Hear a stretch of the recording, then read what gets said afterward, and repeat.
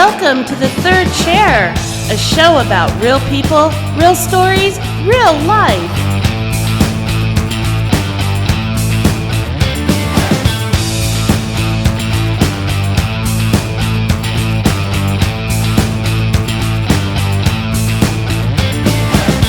And here are your hosts for The Third Chair, Peter Grigg and Doug Bazeski.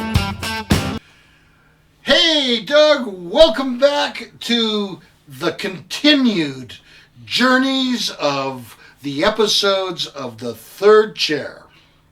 Yeah, I saw the first one of these, and it looked great.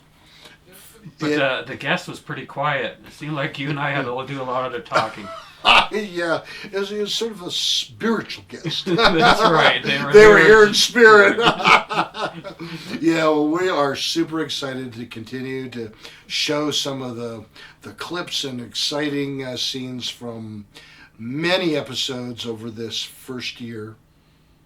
We had Joe Ruggiero on, who I met when he was a trainer at 9 Round. Amateur bodybuilder, very strong. He was telling me about like leg pressing 1,000 pounds. I know. Bench pressing over 400 pounds, and all these pictures of him like hanging like a flag. And he's on what we do the 9 Rounds section with you, mm-hmm.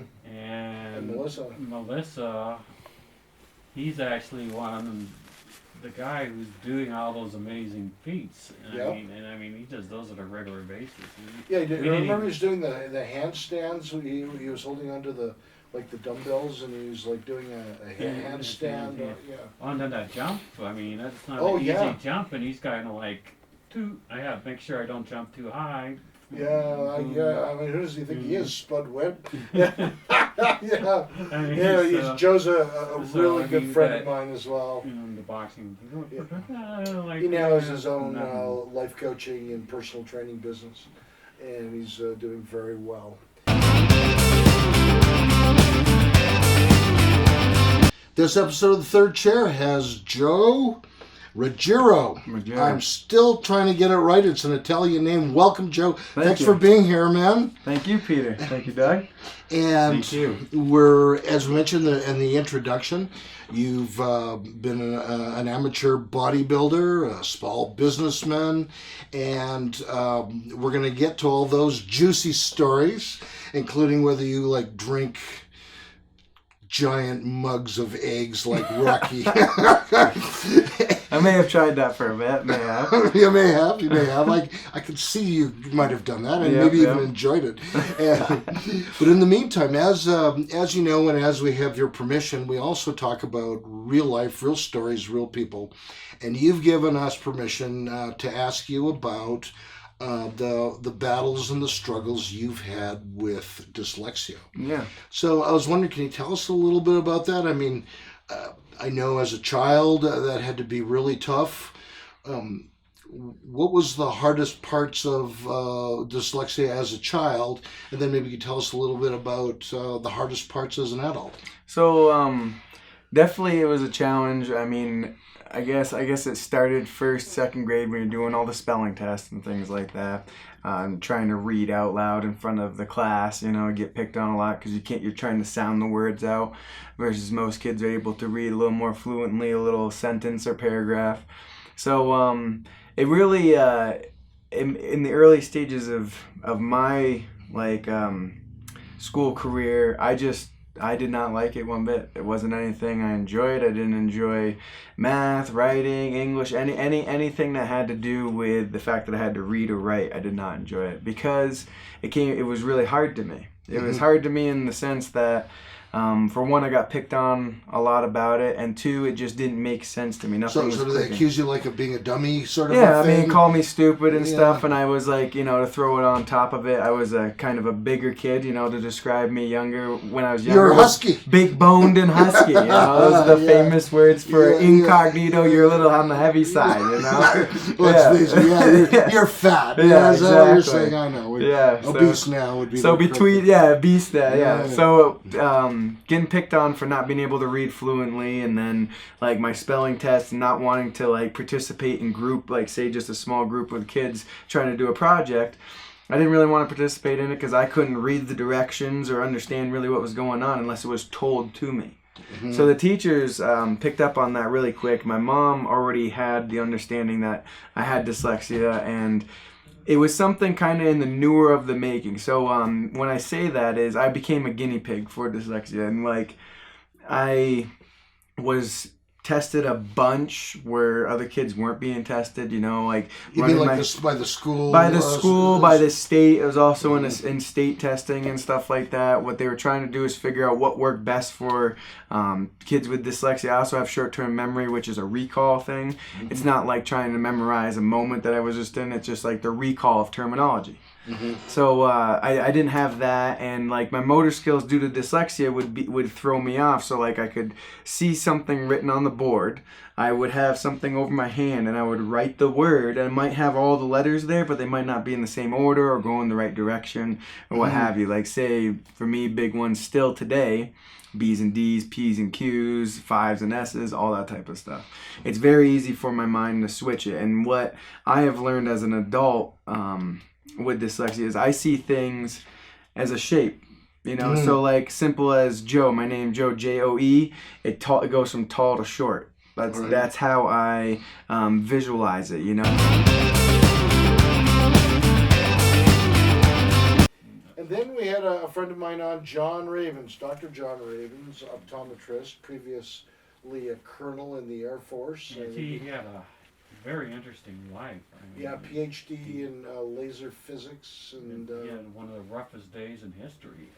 Well, he's had several. One time he went to Uzbekistan as a colonel, and the president of Uzbekistan wanted to negotiate a nuclear deal with him. It's like, you know, I really didn't come here to work out a nuclear arms deal. Yeah, and if I did, Here, have a pretzel. If I did, they wouldn't accept it from Lieutenant Colonel. But I mean, the day he found out his father was dying and his house burned down in the big fire here in Colorado Springs, the Black Forest Fire. And you know, and I didn't know John at the time. And later on, I got to know him better.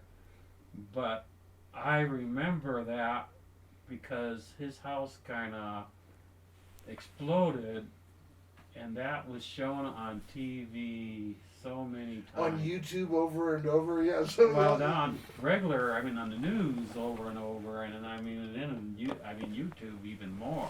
I mean, what's also remarkable about his story, when that fire was going on, and the police and the fire department had cordoned off the area, they wouldn't let him get to his home to get his animals, his pet dogs and his snake. Yeah. And so his wife went the back way, ignored the authorities, and got the animals and there's a back way. Yeah, and a few, a laptop and some other important documents out. Yeah. And then she called and said, "Do you need anything? I'm gonna leave." And he said something about socks, was it? Yeah, shirts or socks or something like that. And his wife said, no. No, John, we're going to get new ones. Yeah. John has written a book. I don't remember the name of it, but it's something like... I've read it. Trial by Fire or... Right. Something like that. The seven lessons he's learned from surviving that fire. It's a very good book. Having faith in God. Yeah, it was very interesting. It's a quick read too.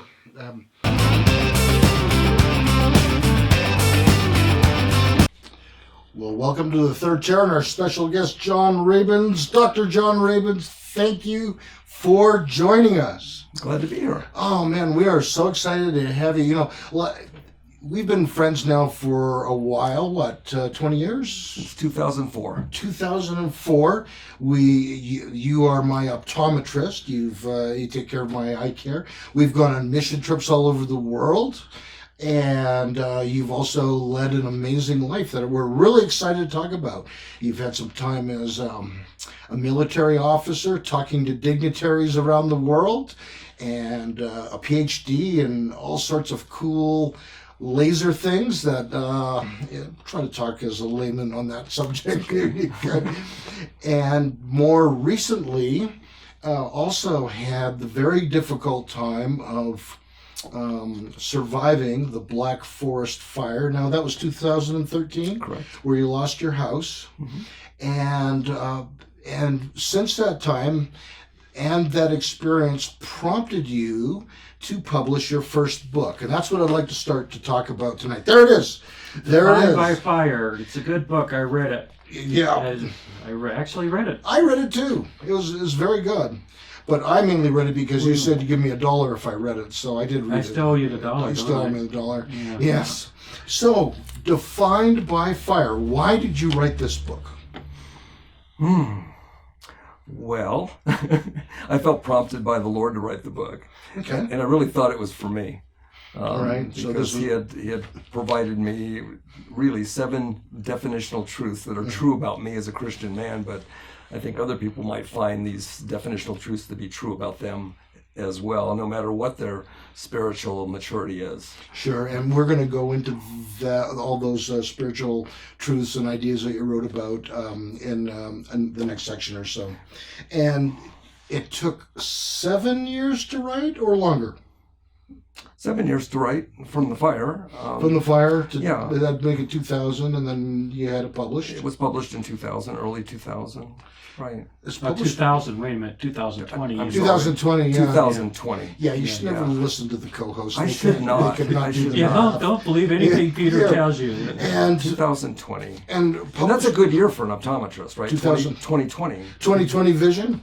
That's nice. You should work that into a sequel. But in 2020 years, 40-40, 40-40. or 1,000. Yeah, that would be good. 10 years, 30-30. So is it hard to write a book? I mean, coming up with the content which you felt was somewhat inspired and divine, but what about the day-to-day typing away and That's hard. editing? That's hard to do. And and- if you talk to an established or accomplished writer, they will. Jerry Jenkins is a good one. He's got a writers club that I was a part of for a while, and Yeah. he says you just got to work at it and dedicate time to it every day. You can't wait until you feel inspired to write. Yeah. Okay. Yeah. So I had to sit down each day and do some writing. And he sent an email today where he said, if you do that, you may realize that you've written 4 pages of junk. But then you realize that at least you've written something, and there may be something good that comes out of that.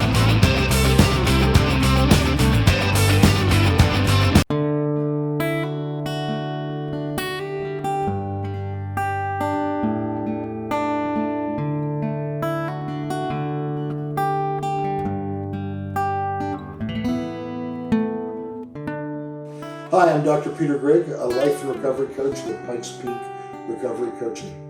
I've had the pleasure and privilege of helping people for over 25 years. I want to hear your story, support and encourage you while we partner together to help you reach your goals. I can help you. I am certain I can help you. I can be your guide, role model, resource person, and help you get results. What's my coaching frameworks? I'm an eclectic coach drawing from a variety of disciplines and frameworks with evidence-based proven methods. What would you like to work on? Some popular areas are goal setting and attainment, building and maintaining motivation, finding purpose, personal development, recovery from drug and alcohol addiction problems, health and wellness, life planning, athletic and creative artist performance enhancement, maybe something else. Just ask me. I would love to help you. You can find my services on Fiverr.com.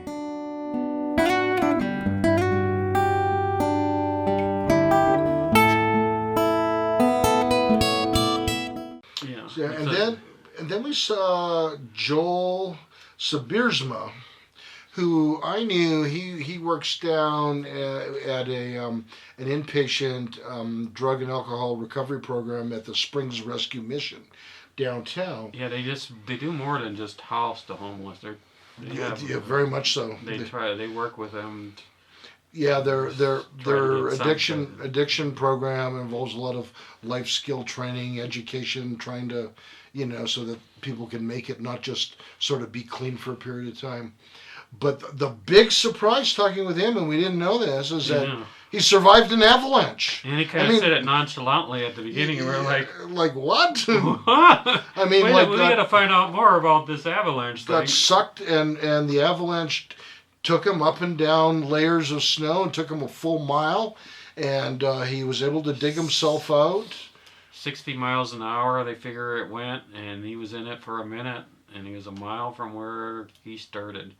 And that must have been a scary ride. Life, so few people would survive that. Yes. I mean, maybe if a rescue crew was right there to dig you out, but to go through something like that and then to get out yourself. And unfortunately, a friend with him got caught in the same avalanche and died. Yeah. I mean, it was just a matter of luck of what part of the avalanche he was in. So we got to say, that's one of the things we found out about doing podcasts with guests. We say real life, real stories, real people. It totally amazes us what people share that you would never. They've been through. It's like, oh my goodness, that is so profound. That jumping out the window. I mean, surviving an avalanche. I mean, yeah. How many people survived those? Well, we're here with Joel. Joel, thanks for coming in and being on the show tonight. My pleasure. And as we mentioned in the intro, you've spent some time at the Springs Rescue Mission, where I understand you recently got a promotion. You're now the Senior Director of Health. Yeah. Previously, you had been the Director of Addictions and Recovery, and we'll talk about that a little bit more. You also are one of the few people I've ever met in my entire life, and I know a lot of people, that survived an avalanche, which will also be an interesting discussion. And so the question I ask myself is, what kind of hobbies does a guy who survives an avalanche have? And we noticed that the other day when in our pre-production meeting, you rode your bike here through an electrical storm. So would you classify yourself then as an avid bike rider? Maybe not an intelligent one. I was going to say enlightened. Yeah. You rode your bike tonight? No, I did not. I actually just walked tonight because it was a little bit chilly to ride. But I enjoy riding whenever I can. Do you do any long distance kind of rides or races? No. The most regular ride I'll do is I really enjoy Fridays when the weather gets nice. Is I'll ride my bike to work and back. That's a great way to end the week. You must be a very spiritual person, because I have seen the way some of the drivers are in Colorado Springs towards bike riders. I mean, my goodness, you have to be on your guard. Yeah. Well.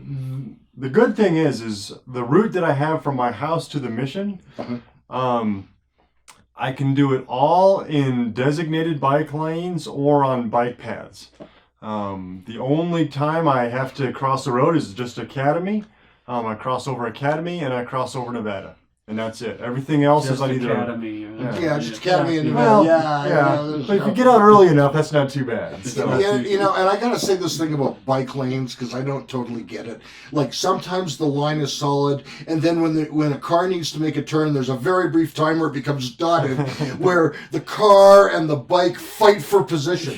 Yeah, car's gonna win that fight 9 times out of 10. So. I like to see the 10th time. Yeah, me too. Let's see you make your escape. Yeah, and so you like to run and jog. And last time we talked, you had said you'd planned on running a 250-mile race or something like that. Not quite that far, but I really enjoy running, and I like some of the longer endurance events because I'm not fast, but I don't give up. So. I've done one longer race, a 50-kilometer race, comes out to about 32 miles. There's a number of those in Colorado. I was surprised. Yeah. And so eventually I'd like to get up to where I do either a 50-miler and then a 100-miler. I think that would be a lot of fun. I mean, we have one of the bigger 100-mile races up Silverton area. Yeah, Silverton has a really big one called the Hard Rock. And that's world famous. Of course, Leadville Ultramarathon is another That was pretty famous one. too. Yeah. So Colorado Free has some big advertising for ones. those events. I mean, Please sign up. well, they're in the mountains. Not only do you run 100 miles, but you can't breathe the whole 100 miles. Yeah, you get a lot of up and a lot of down. Yeah, So just- that's good stuff. Just yeah. remember, if you run into a bear, you just have to outrun the guy beside you. Well, we had Rob Bowen on. We've talked a little bit about him. He Film was producer, a fun actor. because, Yeah, he was a riot. We did a Coach Rob section. Yeah, that was a he's hoot. one of those quick persons and Yeah. very creative because you watch. Yeah. And it was interesting. He says, "I don't like to do the same film all the time. I like to do different things," and you can see it in like his films. It's like, you know, very creative. I'm not going to have like. He would probably go crazy if he had to do a sitcom and. Yeah, for sure. And he's done this huge number of films. I mean, some of them are 15 minutes, but still, I mean. But it's a lot of work to do yeah. at 15. I Yeah, it remember, we did Day of the Dove, a little thing, and our production wasn't nearly as good as his, and it was our learning process. I mean, there's some episodes, they'll turn out really well, at least in my opinion. But Oh yeah. yeah. But the thing is that those were like an all thing to do, like an 8-minute episode. I mean, There's and way then more we work did- than it looks. yeah, and we didn't Yeah. even do the cutting and all that. We left that to our producer. That's why he's so grumpy. Yeah. Would you say that's why he's so grumpy? Yeah, moving right along. Welcome to the third chair with our special guest, Rob Bowen. Rob, thanks for being here tonight. Oh, no, thank you for Thank having you. me. It's really great. As we mentioned in the introduction, Rob is a local filmmaker, writer, poet. I also noticed the twisted humor. We'll get into that a little later on. And first, let's talk a little bit about your childhood, because it's always interesting to hear the childhood stories of artists. I think there's always something in people's childhood that you see what sparked them to go on to pursue the arts. Yeah. Because let's face it, most normal people don't do that. No, I'm only kidding. You have to be a special kind of sick to want to do this to yourself. Yes, I agree. Yeah. Very good. So your parents were in the military. Did you move around a lot? Yeah, so my dad, like you said, was in the Army, and so every 4 years, pretty much, for most of my, formative years, those early childhood years, we were moving around. I was born in Germany, and because he was stationed there, but only for, I caught the last 2 years of that tour. And then El Paso, and then back to Germany, back to El Paso, so it was just this always kind of like moving around and shifting gears and starting over, because all your friends are gone, suddenly. And, back then you're a kid, you don't keep track, you don't write letters to each other, you don't do that stuff. You just lose track of the people you were, close with and connected to for years. So, yeah. Were you in Germany enough to learn to speak German? I learned enough German to get my brother beat up once. So yeah, I think perfect. That was an accomplishment. Right. I think right. I learned enough. It was really weird because I tried. So I learned a little bit of German when I was there. We took. I was in an American military school, so we had a lot of. It was all English-based classes and stuff, but we did have the German-based stuff, and we would have those instructors try to, come in and give us those, kinds of instruction, but it was kind of brief. But I learned enough to, so I learned enough Spanish when I was in El Paso to cuss people out and say the bad words. And the same in Germany. So this guy was being a bully one day, and he was older than all of us, but he was picking on my brother. And as he walked away, I called him something that I shouldn't have. And he thought my brother said it, and he turned around and really just kind of gave it to my brother and taught him that you shouldn't say those things. Oh my goodness. So yeah, so I learned enough, just enough to get people in trouble. Looking back, was there anything about the German culture at the time that you thought was magnificent, or you were extra appreciative about? I wish I was more appreciative of like the history and everything that was there, the castles and all of those things, because my dad was just fascinated with King Ludwig and some of the castles that he had built. The Neuschwanstein was one of his favorites, so we went and toured all of those Isn't castles. it like the Disney castles it is. based off some of that? Exactly, exactly. Yeah, the Princess Castle, the big Disney castle, is based off of the Neuschwanstein design.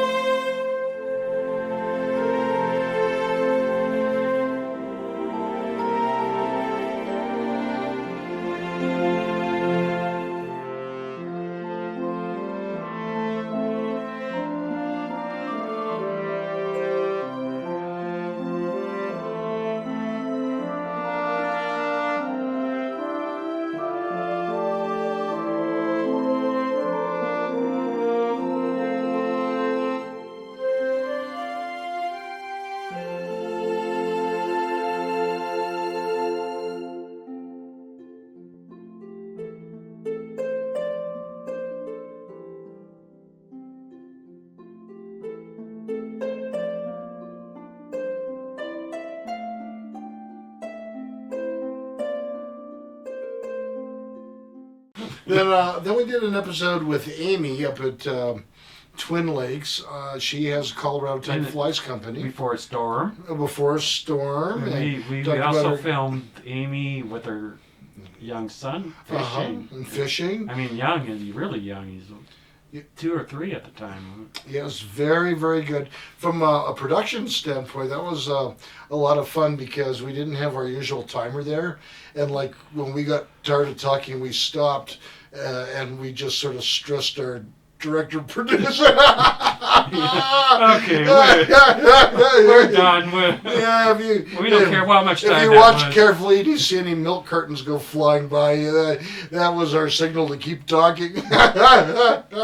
We actually had people watching us film, so we threw in a couple of questions from the audience, which was kind of helpful because sometimes they think of follow-up questions. Too bad, can't do this show live. Although one day we might try that. Oh, it'd be fun. And then get questions from the audience, For sure. So, Amy, we've talked earlier, and there was a time in your life where you were doing these really cool nails. And then all of a sudden I find out you're like tying flies. Yeah. So what's the story behind that? I really thought nails was just what I was gonna do in life, but as soon as I started tying flies and got into that, I realized my passions were completely and 100% there, and nails are out the door. Nails are out the door. I don't have anything. Yeah. So with the nails, you didn't nail it. Oh, very bad joke. Yeah. And so, I've looked at your flies online. They really have interesting, spectacular colors. Did you have you gone down to fly shops and studied them, or are these mostly your own creations, or both? Yeah, so great question. Sure was. So these are definitely mainly all my creations. I do try to do flies that are well known as well for people, but I love creating new and improved flies that work incredible for fishing. Yeah. Are there certain flies that are well known in the fishing community? Absolutely. Do they have a Hall of Fame of flies? I'm sure they do. That's great. And so do you research flies in terms of do you take out fly fishing books from the library, or do you watch other masters online create flies? Do you do that sort of thing? Yeah, I watch tie flying videos on YouTube all the time, like tutorials if I don't know how to do something, and I'll get the gist pretty quick. That's really great. Do you ever get any ideas for cool flies, like from watching like Paw Patrol or Naruto? No. All right. So you have some original ideas, and have you had anyone in the fly fishing community or on your social media say, "Oh, I like that. I'm going to copy it"? Not necessarily copy it, but want to buy it. Absolutely. Well, yeah, that's the most important thing. Yeah. What is it? Flattery is the greatest something of imitation. Imitation is the greatest form of flattery. Oh yeah. Yeah, I think buying your product is the greatest form. That's even a better form. Yeah, it's a better form. You get complimented in a couple ways. Oh yeah, absolutely. My pockets as well. Have you named like any flies after yourself? Like this is the Amy Longhair fly, or the Amy. Have you started a series that are named after yourself? Shamelessly plugging yourself. No, I have not. I don't really name that many flies. I just kind of describe them. I name streamers because those are crazy and fun. But a streamer, okay. I'm not very smart about flies and streamers. I thought like a streamer is like a party thing that you twirl in the air, with a long streamer. There are those as well, but they're used for fly fishing. They're huge flies with a lot of Different hooks. or not different hooks, just a lot of different design to them and everything. And then we had our friend Bob Van Cleve on, who his primary focus, you talked about his days as an alcohol addiction type counselor in Alaska, and he set up a program and the different the tribes and the things he did and some of his spiritual experiences and the art he brought back. You could tell it affected him a lot. Oh, profoundly, yeah. Profoundly, and yeah. Now he didn't admit on camera, although I'm still trying to get him to answer the question if there was any sort of sweat lodge with peyote experience. Yeah, but the interesting thing, he wouldn't say one way or the other. No. All he'd say is I had an occasional beer or something like that. But that was the one episode that I asked you did all the talking. questions and he's still complaining about it. Sometimes I could get a word in. I can't get a word in edgewise. Some episodes I could get a word in edgewise, and he still talks about that episode. Yeah, you talk more than I did. Yeah, I'm still complaining to the union. I want a pay raise over that one.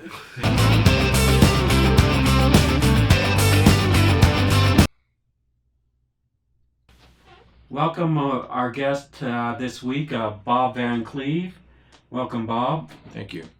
And he has been to a very interesting place, Alaska. It's a place I always wanted to live, and I even applied for a couple of jobs there.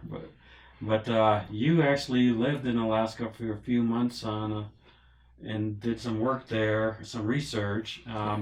But you had another reason for following Alaska. You were following someone, right?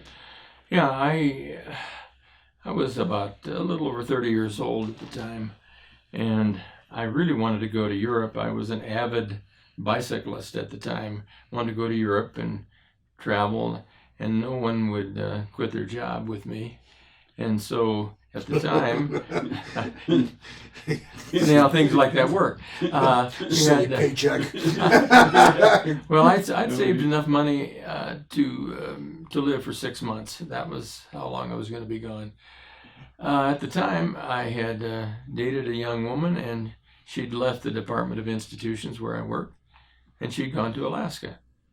So I said, I believe I'll ride my bicycle to Alaska. I got the maps from something called the Bike Centennial Trail. I was going to ride my bicycle from Denver to Seattle, take me about 3 weeks, get on a boat and go north to Alaska and visit her. That's how it worked.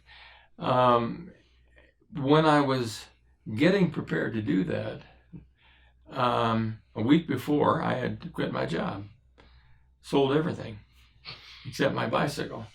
And I was in a pretty serious car accident. I was hit by a car and nearly died. And went through a process. Peter mentioned about the near-death experience. I had a near-death experience, floating, I guess you would say, hovering in the ambulance at the scene, looking at myself, and my vitals that were being called in were very bad. I was dying, and the next thing I know, I was in a clinic somewhere, and they were cutting my clothes off, and I ended up in the hospital, and I don't remember much for a couple of days in the hospital. Liver damage, rebuilt my right leg. A whole lot of things happened to me, and I got out, spent a month with my parents, and got on a plane and went to Alaska. So you still went to Alaska? I still went. I was very stubborn. Very stubborn. But you had a job this time, or does that? No, I was going up there. See, this was my 6 months. I had 6 months of money, so I didn't have to work, and I traveled. I traveled by boat primarily. The ferry system in Alaska and Southeast is very popular for the people. Okay. They used to tell me the politicians come on planes and the people travel on the ferry. We'll get back to our guest in just a moment. But do you have a story to tell? Would you, yes you, like to be a guest on The Third Chair? Send us an email and tell us about yourself and your story. And please follow us on social media. Now back to the episode. Then after that we had Chad Hutto on, and he is the cowboy comedian, and he talks some funny stories, including courting his wife and or arguing with his wife, or he gave us some advice that I won't take. But yeah, and he had an interesting career in corrections and dealing with people in corrections. Oh yeah, and what he learned from that. Yeah, some heartbreaking stories with that too. Sure, and then I think one 10-minute segment on that, he actually did a set. Like a comedy set. He did a comedy told jokes, and I thought they were pretty funny. And we did 2 episodes, and in one of the episodes we were running out of questions, and the producer said, "What are we going to do?" He said, "Well, we knew he liked Haas Cartwright from the Bonanza." And I remember watching that show as a kid, and we spent 10 minutes talking about Haas, and okay, we covered that section. Yeah. That's why our producer knew we could have lived this show. Sure, absolutely. But we spent hours preparing today, right? Hours.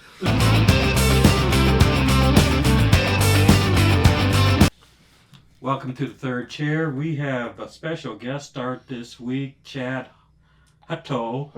He told me how to pronounce his name, so hopefully I got it mostly right. Just don't call me late for dinner. We'll make sure to do that. He is a comedian. We are going to have on this show later on where he's going to do stand-up for 10 minutes in one of our segments instead of our regular segment. And so we're looking forward to that. And do you have a person whose style you take after when you do comedy? What really got me wanting, Rodney Carrington was my comedic hero, if you will. I was introduced to comedy due to a bad situation in my life to another comedian. But anyway, when I decided I wanted to start doing comedy, Rodney's kind of who I modeled my shows kind of after him. My content is not as much like his. It used to be, and it can be, but for the most part, it's not. But that's pretty much who, I guess you could say, led me to wanting to do comedy. And what is your style? How do you differ from Rodney? Rodney's shows are pretty much 18 and up, and mine, I try to keep it at least a PG-13 level. So I like doing shows for families. I do, shows for company organizations, benefits, nonprofit organizations. So my crowds really vary. I can have, I can be the youngest one in the crowd, or I can be the oldest one in the building. it really don't matter. So. Yeah. Now, pre-interview, we talked about cruise ships. And a cruise ship, you would be the youngest one. Depends on the line. Probably so. And I've never been on a cruise ship. Biggest boat I've been on was a bass boat in the middle of Lake Toledo Bend in Texas. But that I've always wanted to, and I would love to do cruise shows. I would love to do that. If you see like the audience is older than you, do you pitch your show different or have some different routines? I do. I basically, whenever I write my show, I write it verbatim from hello all the way through to thank you. But I don't, it's not scripted, if you will. I don't just go in there and be like, okay, hello, thank you for letting me be here, and two white horses walked in a bar. I don't. It's not like that. I don't think I've heard that one. It's a dirty joke. They call it a mud. So, but I don't do that. And some of my jokes that I have in my set, I may look down and see somebody in the front row that could potentially be offended by that. And I'll just go ahead and just kind of give you an example. If I have a fat lady joke and I've got, a front row full of oversized, women, I'm not going to tell that joke because yes, it's funny and it's not talking bad about them. It's not, saying anything, like, well, you're big and you're ugly or anything like that. But I won't do that joke just for the simple fact of I don't want them, because they paid their money to come see me. They paid money to come see me, and I'm not one of these that I don't want to do anything that's going to make somebody leave and go, I'm never going to go see that guy again.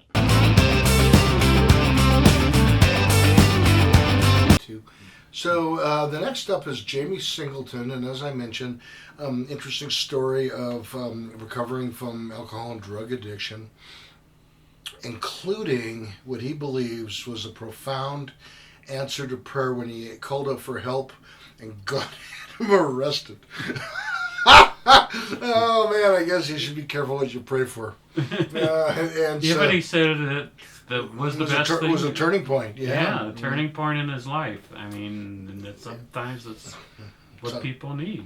And he was a musician. He played keyboard on one of the episodes, and he also is involved managing a sober living house. And people don't hear about these a lot, but there are, after detox or rehab, or sometimes if people have a DUI and they feel like they need more support. Some people go to live in what's called a sober living house or a sober living facility, where basically everybody there is in recovery, and there's house rules, meetings, things you have to do, but it's just, it's not a program run by a doctor, but it's a program that different coaches and people help coaches each other. are people who have had problems and are even still hold people accountable, that sort of thing. Yeah, held accountable in the house, but it'd be like training camp. Training where you have no life of your own. Yeah, and the coaches tell you what to do to a certain extent. Jeremy asked me to drive someone to Canyon City, and he lived in one of those places. I got to pick him up, and he wasn't ready, and I talked to a couple people in there, and they even offered me breakfast because they were cooking breakfast for people. Sure. And, yeah. But it's like, I don't know. I better get on the road because I had to drive all the way up to Canyon City. Yeah, some people just, even after they come out of rehab or whatnot, they just need more time with people that can help them keep accountable. Right. Rather than living by themselves. Yeah. And then, because especially drug rehab, it's a different environment and it's easy to go back. Mm-hmm. Yeah, it is. It is. And the first 30 to 120 days are really critical. So some people find that very effective. Welcome to another episode of The Third Chair, and we continue our discussion with Jamie Singleton. Jamie, thank you for sticking around to film a second episode. We're very grateful. Thanks, Pete. And You stuck around all week? Oh, wait. yes. In the same shit? No. Yeah, we that's why, We our all producer Doug always says, duct tape solves a myriad of problems. Yeah. And as we mentioned the last episode, we had learned some interesting things. You're a musician, and you have had a journey of recovery from alcoholism. We talked about that. And we've talked about some of your other jobs. We're going to get into some of those in a little more detail, including your technical work in electronics and things like that. And so, what's the fascination with electronics? I think you told me in pre-production even that you would rather work the electronics and the cameras and things like that behind the scenes than perform on stage, even though you're clearly a performer and a musician. So there's some sort of love there. What's the deal with that? It's interesting you should say that because, when I was young and I was doing the piano lessons and all that and MTV and, all the glamour of being a rock star or whatever appealed to me. But it was the equipment that really appealed to me.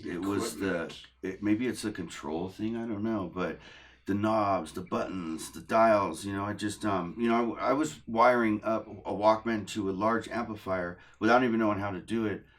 Way back when they first came out, find an adapter, every signal flow, something that had to do with wires. I love wires, but I got a whole case of wires, but it just the whole being, as far as like being in the control booth versus the one on stage, is that you kind of like finesse the whole operation. It goes through you before it's complete. And so the performers can be fantastic, and if you're not good at what you do, it's going to kind of ebb away a little bit at what they're doing. They can be horrible, and you can make them better. You know what I mean? So thank the Lord for auto-tune, right? So I guess if I ever really went further in my career or whatever you want to call it, I guess studio work and doing recording and mixing and audio stuff like that would probably be where I would end up. The cool thing is I can actually play the stuff that I want to produce, right? So that's kind of best of both worlds. But I've always been fascinated by, like when I go to concerts, I'm looking at the equipment probably more than I'm looking at the performers. I'm like, oh, look at that mixing board. Oh, wow, look at those keyboards. And how does that get wired? And you know what I mean? It's weird, That is so funny. Yeah. I could see you could be at a buffet restaurant and you're looking at the security cameras. I do that actually. It's funny. Funny story. Las Vegas. I got taken into the back security room because of that very thing. I was walking in, looking. Okay, there's camera there. There's camera there. There's camera there.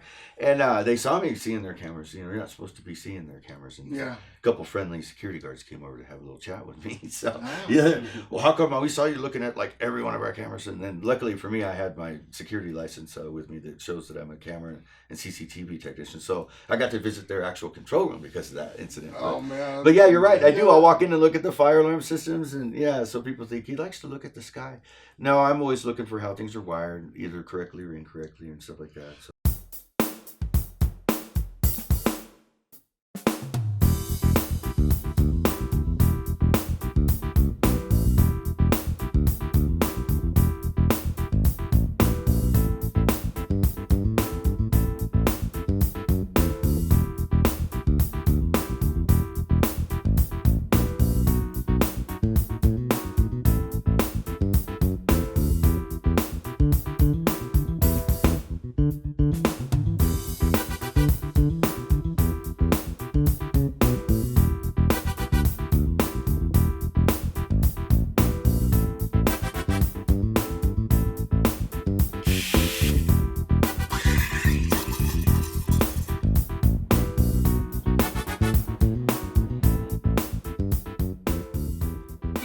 Copy of the Kentucky-Arizona Walnut Association? It's kava.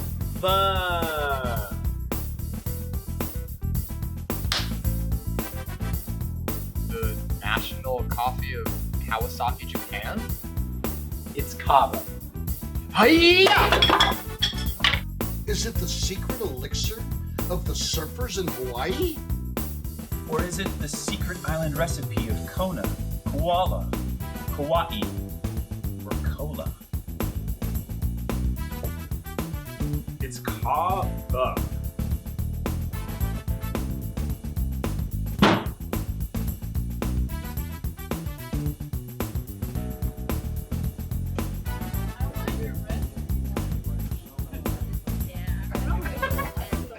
Kava is Polish for coffee. And here at Kava Coffee, we focus on serving a delicious, high-quality cup of coffee in a space where love, coffee, and people mix into the perfect blend.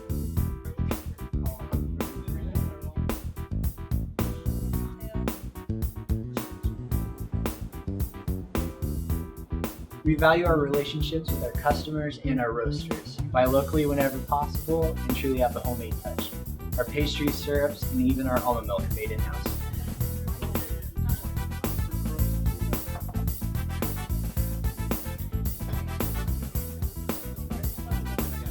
So come on in, relax, get some work done. Enjoy the Kava community, some encouraging words from the Kava Coffee gang.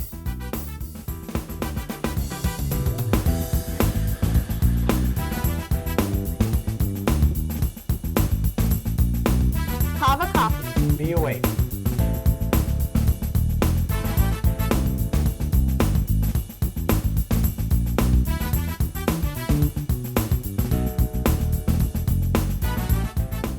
Good night from 2 Men and a Duck Entertainment and the Third Chair. Please like, subscribe, share, and hit the notification bell icon so you can be informed when we post more totally awesome video. This has been the Third Chair.